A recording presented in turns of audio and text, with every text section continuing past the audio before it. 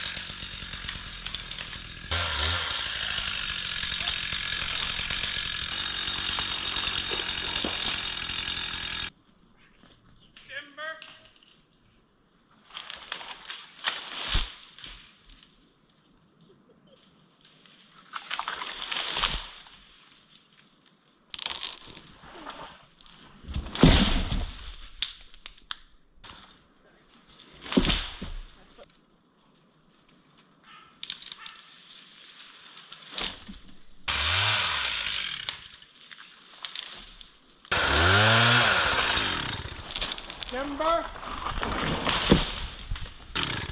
Timber!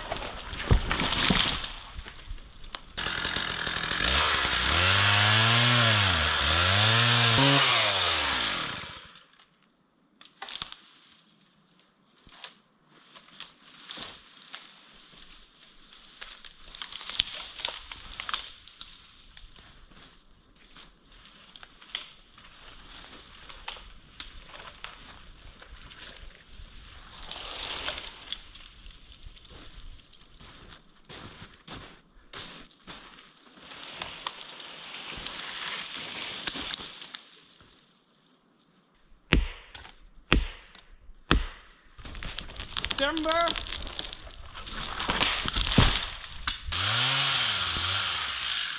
Timber!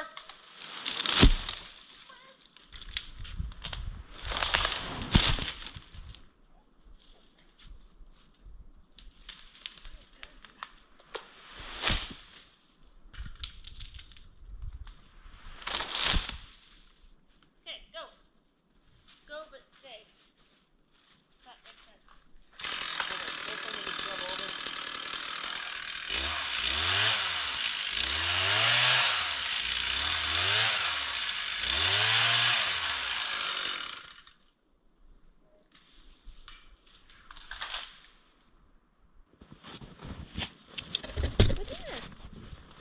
What's in there? What's in there? Ready? Smack myself. What's in there?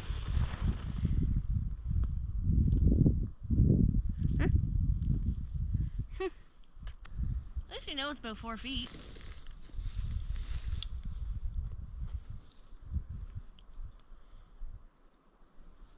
Now let's try and get it.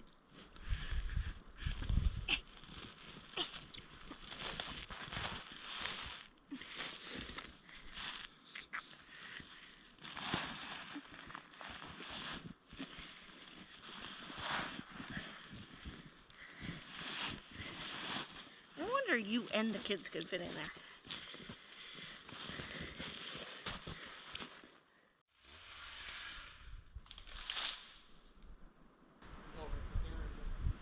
The way the kind of the line that I had made.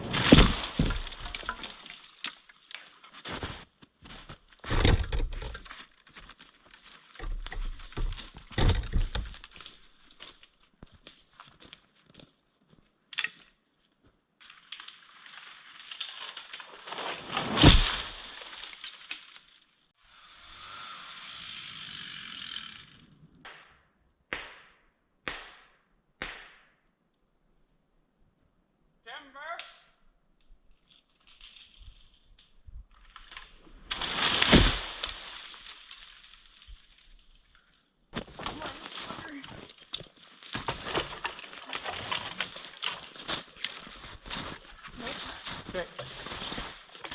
Well, that's a keep on then. Also.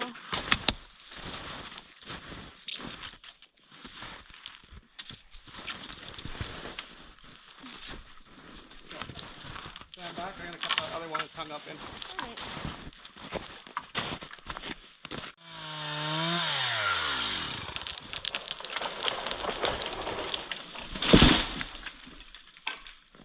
I think this one's rotten. This one's dead, yeah.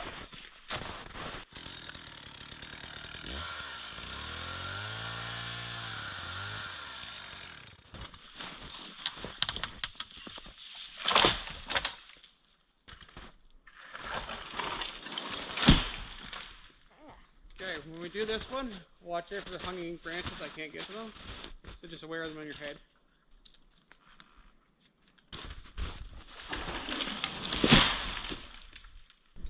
You can see we got rid of all the poplars all the way down. It has to come in a little bit wider, but a lot of it's fir. I'm not going to cut it down just because it's all small stuff that's getting burned. It's not firewood. The poplar is all being kept for firewood, but the fir is all burned, or is all burnable. So we'll just cut it down, throw it right on the fire instead of having to move it twice. But we're basically all the way back. We've got another 500, 600, 700 feet back through all this poplar section. We're finally done with the poplar section. In case someone's going to complain about it, I can't wedge these trees. They're too small. The wedge just doesn't get in far enough to be any useful, so it's just easier to push them over. They're too small.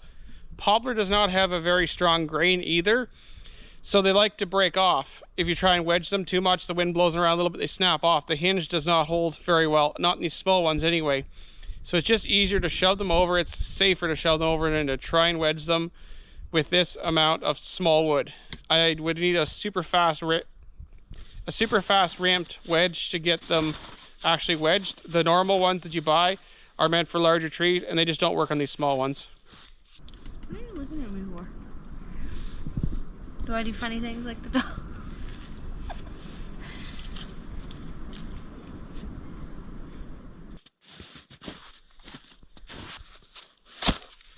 Redodo sent us one of their 100 amp hour self-heating LFP batteries for our trailer. Let's unbox it, throw it in, go back out to cutting our laneway, and I'll talk to you more about it later.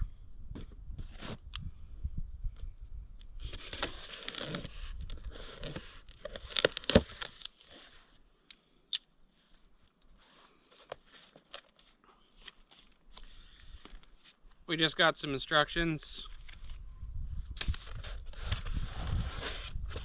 Inside we got the bolts for the posts for the batteries. We don't want to lose these, so we will take them out of the styrofoam.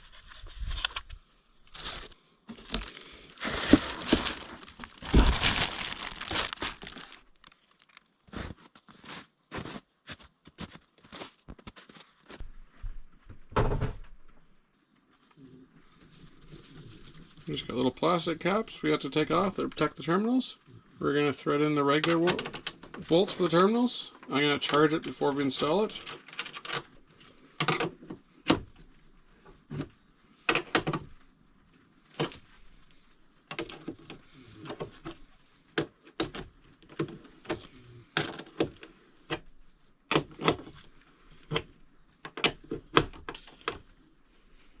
These bolts do not need to be tight, just snug. You don't want to snap them off. So a couple of things with the charger. Your standard battery charger that you have for your lead acid battery, if it's one of the cheap ones, is not going to work. They charge it too high of a voltage and you will wreck the battery over time. This one that I have is designed for lead acid, AGM, and gel, which is closer to an LFP battery. It's still not exactly the same, but the charging voltage on this, when you set it to AGM, does stay under 14.2. Right around 14 volts is the highest it ever goes. You don't really want the charger itself to charge the battery over between 14.2 to 14.6, or you will damage the battery over time, or quickly if you charge it too high voltage. The battery terminals are clearly marked red and black, so just like any other battery, red goes to red, so red goes to positive, black goes to negative. I'm just trying to get it to clamp on because it's designed for battery terminals, just to clamp on nice and tight. So all I'm going to do is I'm going to turn the battery charger on, let it do its thing. I think it takes 3 to 4 hours for it to fully charge the battery. Running at 30 amps, I'll set the battery charger to 30 amps because that's the highest mine goes. You can charge up to 50 amps. You can actually charge up to 100, but you can charge up to 50 amps to charge it to 100%, and that would be a lot faster. But most battery chargers can't charge at 50 amps. Most of them max out about 30 amps. So that's what mine does, and that's what I'm going to charge it at. Once we get it fully charged, we will install it and we will hook it up.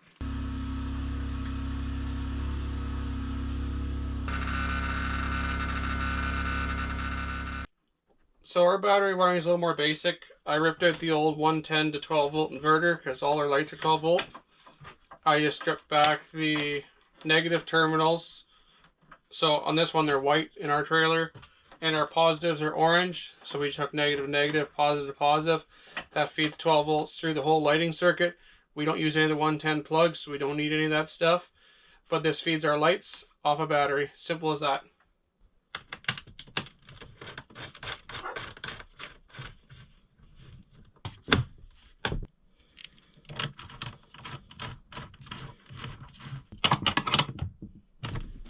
And now we're just going to slide the battery back into the compartment where the inverter used to be.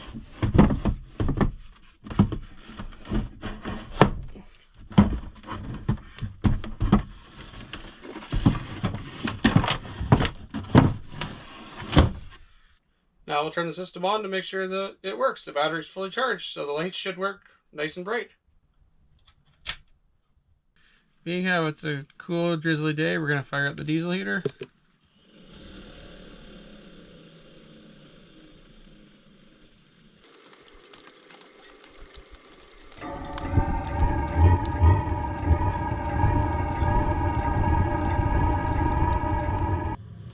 The diesel heater's been running for about a whole day now.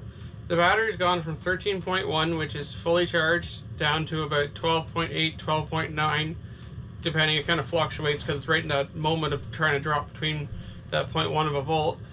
But that's absolutely nothing off the top of the battery that we have even really used running this diesel heater.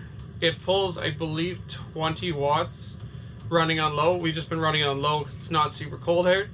But this battery can handle the load of the diesel heater over the course of a day like absolutely nothing. It's not even phased by it.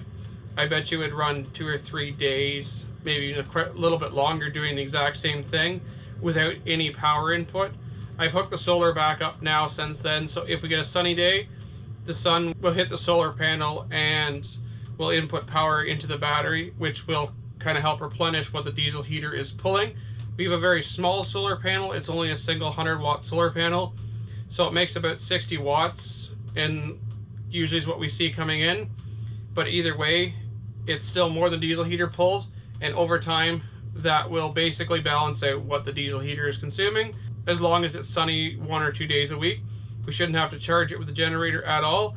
I just charged it in the beginning because we weren't having any solar coming in that day, and we wanted to get it fully charged before we used it. So just a few things I want to touch on. The battery itself has dual heating pads, so it heats up twice as fast. When it's cold, it automatically activates at 0 degrees Celsius and shuts off at 5 degrees Celsius once the battery has reached its internal temperature for charging. This battery also has low temperature cutoff protection. So if it hits minus 20 or under minus 20, it automatically turns itself off to protect the battery and extend the battery life. The Redodo battery is 65% lighter than a traditional AGM battery, weighing only at 23.3 pounds, yet it delivers double the energy of a traditional AGM battery, which is perfect for off-grid, fishing trips, anywhere where you may have to carry a battery, yet you need energy, power, without the weight. This is perfect for that. This battery features a 100 amp BMS system which protects against overcharge and extreme temperatures. It's rated at 4,000 cycles at 100% depth of discharge. So that's 4,000 times. You can go from 100% to 0 charge every single day for up to 10 years. The batteries are able to be wired in series up to a 20 kilowatt system running at 51 volts, which is perfect for all your residential or standard solar systems. A lot of people run that voltage since it's a lot more efficient than running 12 volt. So my final thoughts on the battery are, I'm really impressed with it. Without running the diesel heater, we were getting about a week, little over a week, running just the lights and the range hood off this battery without charging it whatsoever. So that's a ton of energy storage. That's a massive difference compared to old like AGM batteries or anything. It has really been nice. And even running diesel heater, you get a couple of days out of a full charge without having any solar input whatsoever. So if the solar was coming in, you would probably never ever have to charge it as long as you're getting a couple of sunny days a week of solar, at least for our situation anyway, because we mostly run the lights and just the diesel heater a little bit here and there in the mornings just to kind of bring the temperature up. Other than that, we don't really run it that much. There'll be a link in the description and the pinned comment if you're looking to purchase a battery. I please ask that you go through that link. I do earn a small commission, which will help the channel out, but at the same time, it won't cost you anything. And there is also a coupon code I will leave for you to get 6% off the battery. And if you are able to wait, they do run sales every once in a while, and you can get even more off if you wait till one of the sales happen. But if you aren't able to wait and you need a battery right now, you can get an instant 6% off. Okay, let's get back to cutting trees and clearing this laneway.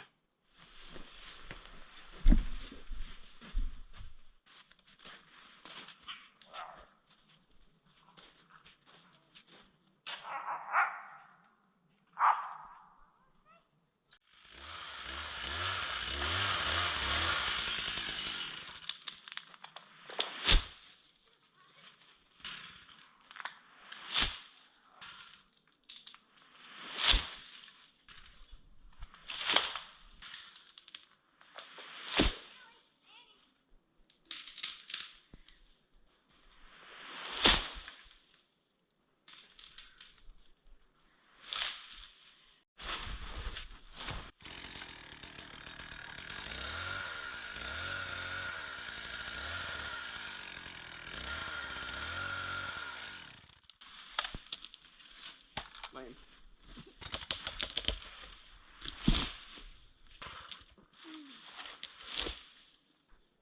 And I think it's actually going to end up more on top of that birch tree in time. This one's not very healthy, so it's probably going to die eventually anyway. But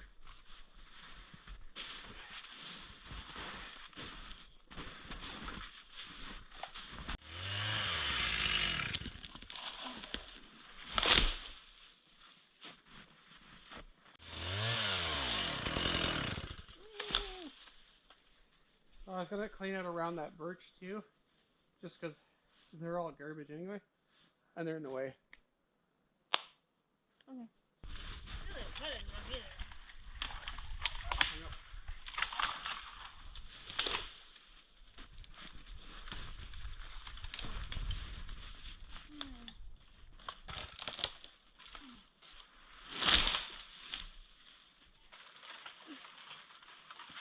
This going?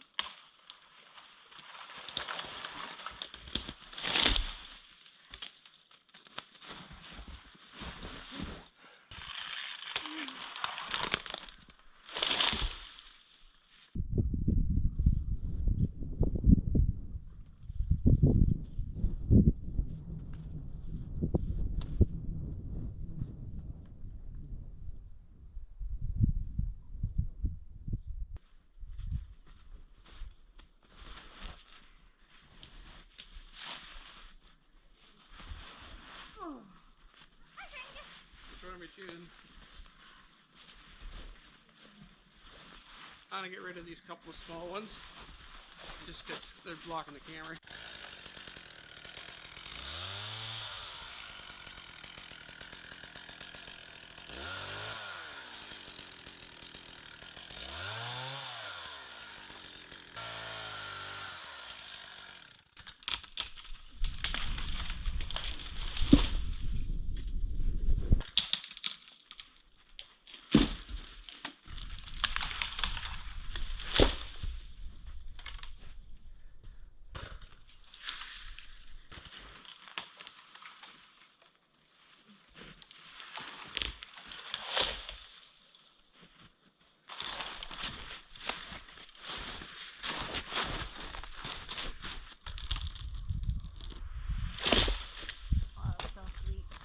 way of getting the wind.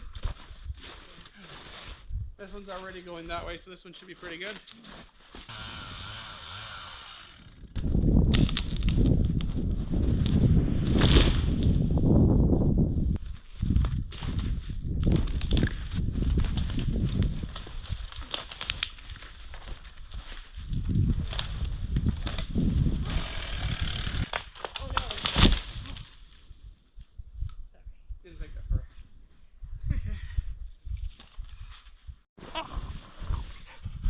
Fighting. Oof! Are you fighting?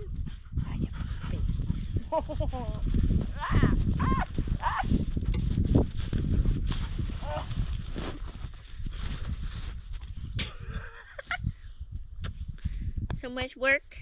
So much work being a bay sleeves. What's that? What's that?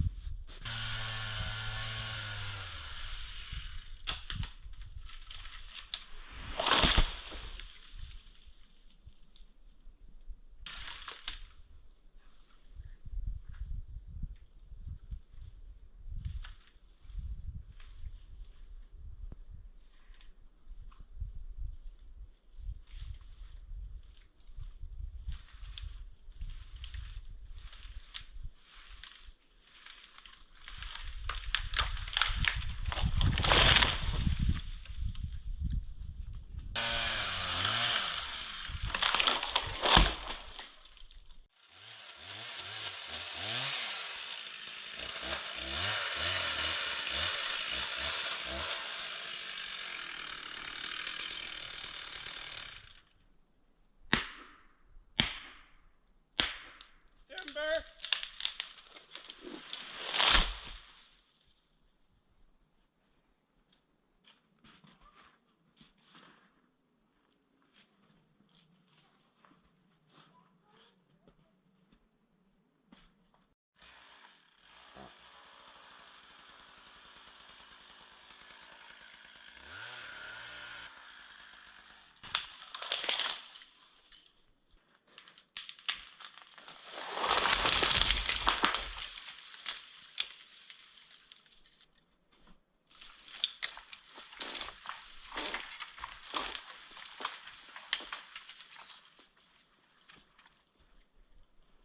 It's wedged.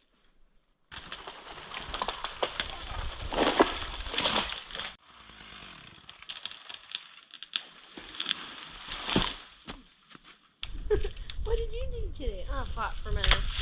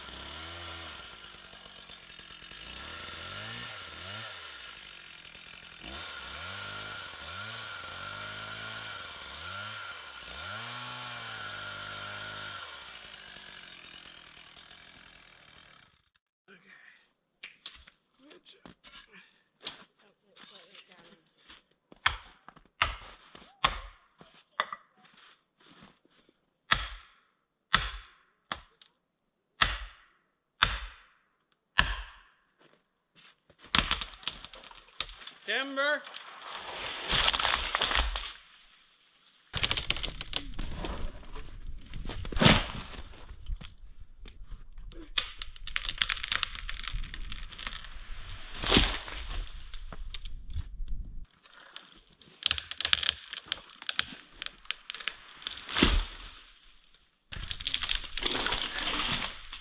That was not rotten.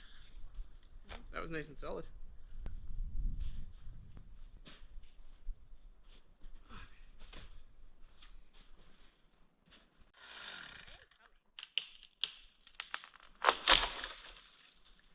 That one.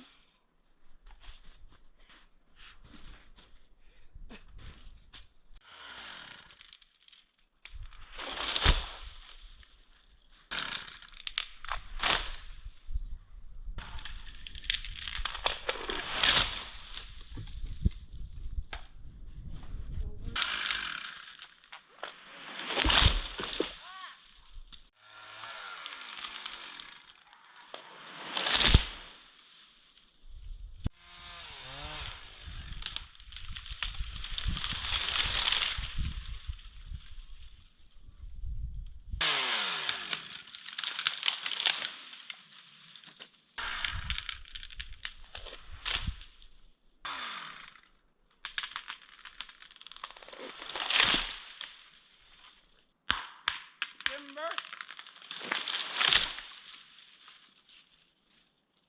High five.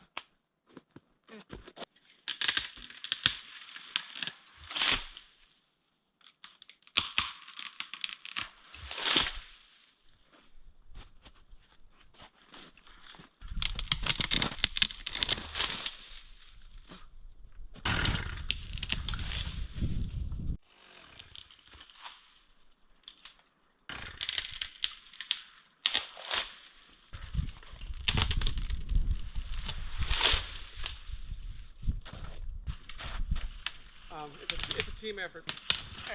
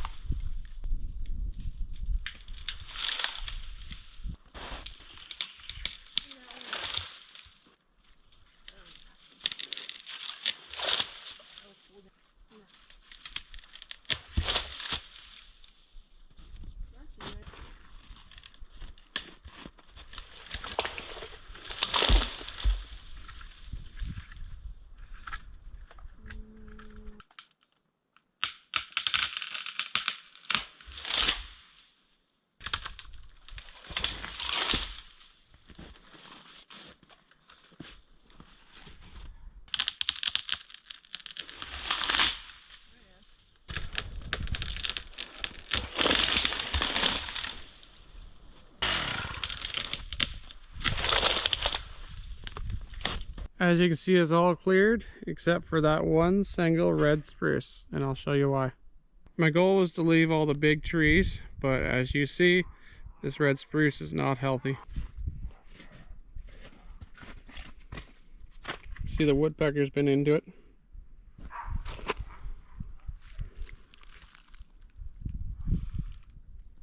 If you can tell or not, but the heart is dead. It's actually dried out, the heart. So unfortunately, the tree is on its way out. The center half or 2/3 of this red spruce is dead. It's been dead for some years. It's dried out. There's been bugs into it. The woodpeckers have been into it really badly. I had originally planned on trying to leave this one. I wanted to keep it, but since it's so heavily damaged, we've decided just to go straight through it and take it down. I would like to thank Off-Grid with Gina and Ty for the amazing drone footage.